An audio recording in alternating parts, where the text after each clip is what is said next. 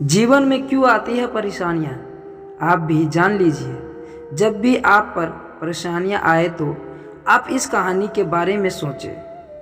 आपने सुना होगा कि परेशानियाँ जीवन के लिए ज़रूरी है।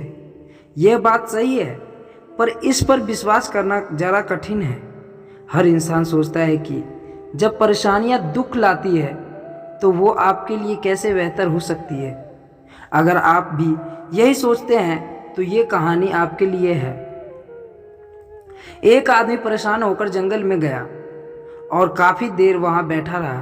कुछ सोचकर भगवान से बोला, मैं हार चुका हूँ, मुझे कोई एक वजह बताइए कि मेरे जीवन में इतना परेशानियाँ क्यों है। मेरा सब कुछ खत्म हो चुका है। भगवान ने जवाब दिया, तुम जंगल में इस घास और बांस के पेड़ को देखो। जब मैंने घास और इस बांस के बीज को लगाया, मैंने दोनों को देखभाल की, बराबर पानी दिया, बराबर प्रकाश दिया।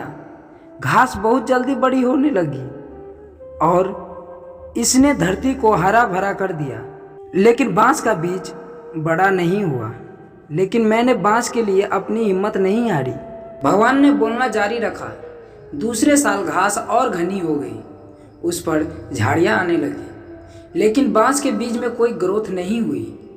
लेकिन मैंने फिर भी बांस के बीज के लिए हिम्मत नहीं हारी।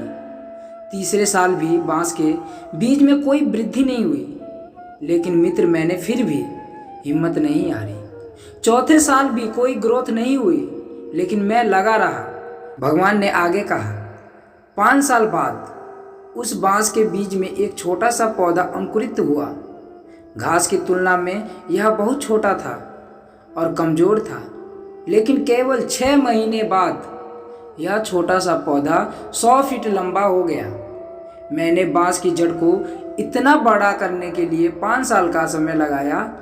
इन 5 सालों की इसकी जड़ इतनी मजबूत हो गई कि 100 फीट के ऊंचे बांस को संभाल सके। जब भी जीवन में परेशानियां का सामना करना पड़े तो समझिए कि आपकी जड़ें मजबूत हो रही है। परेशानियां व्यक्ति को मजबूत बनाता है, जिसमें कि वो आने वाले समय के लिए बेहतर रूप से तैयार कर सके।